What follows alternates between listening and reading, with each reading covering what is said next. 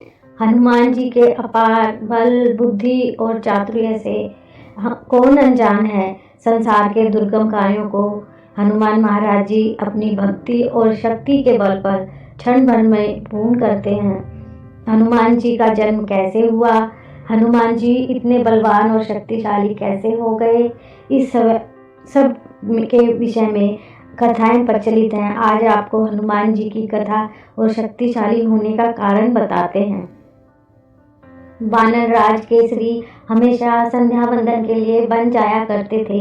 एक दिन वानर राज केसरी वन में देखते हैं कि महर्षि भारद्वाज और अन्य ऋषिगण हवन कर रहे हैं और वहां अचानक एक दैत्य एक जंगली हाथी के रूप में आ जाता है और उत्पात मचा देता है, ऋषि मुनियों को मारने लगता है। वानर राज केसरी समझ जाते हैं कि ये सिर्फ एक जंगली जानवर नहीं है, ये तो कोई दैत्य है जो ऋषियों को मारने आया है।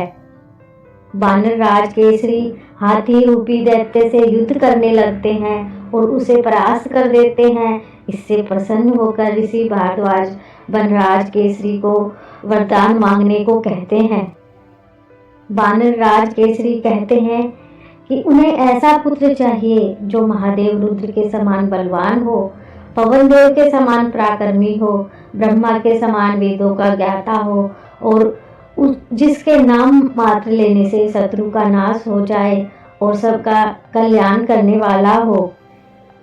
महर्षि भारद्वाज समझ जाते हैं कि यही विधि का विधान है और वो तथास्तु कहकर वहां से चले जाते हैं। चैत्र की पूर्णिमा मंगलवार के दिन साक्षात नन्हे रुद्र के रूप में मारुति का जन्म होता है। नन्हा मारुति बहुत ही चंचल और शरारती था। एक दिन सूर्य को कोई स्वादिष्ट फल समझकर तीव्र वेग से आकाश में जाकर मारुति सूर्य देव को ग्रस लेते हैं।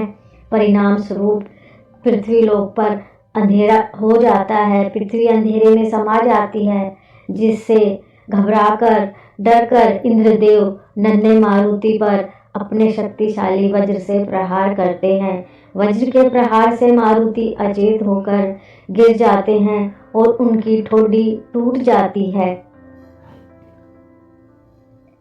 इस घटनाक्रम से क्रोधित होकर पवन देव अपनी गति रोक देते हैं और सृष्टि का प्राणी मात्र खतरे में आ जाता है।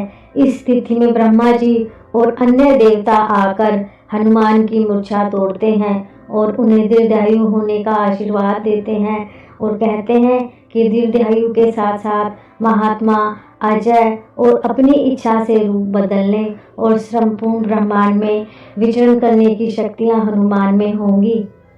सूर्यदेव मारुति को शास्त्र ज्ञान में प्रांगत होने के साथ साथ अपने तेज का 100वां अंश भी देते हैं। यमराज उन्हें वरदान देते हैं कि वे हमेशा उनके दंड से बचे रहेंगे और निरोगी रहेंगे। महादेव उन्हें आशीर्वाद देते हैं कि शास्त्रों से हमेशा विजित रहेंगे। इंद्र उन्हें वरदान देते हैं कि वे उनके वज्र से हमेशा सुरक्षित रहेंगे। विश्वकर्मा चिरंजीव होने का आशीर्वाद देते हैं। जल के देवता उन्हें हमेशा जल से हानि रहित रहने का आशीर्वाद देते हैं। इस प्रकार अन्य देवता भी अपनी सामर्थ्य अनुसार उन्हें आशीर्वाद देते हैं। उस दिन के बाद से मारुति का नाम हनुमान पड़ गया। बाद में हनुमान जी ने अपने गुरु सूर्यदेव से विभिन्न प्रकार की सिद्धियां और ज्ञान प्राप्त किया, जिसके फलस्वरूप वे इस कलयुग में अपने भक्तों पर कृपा बरसा रहे हैं।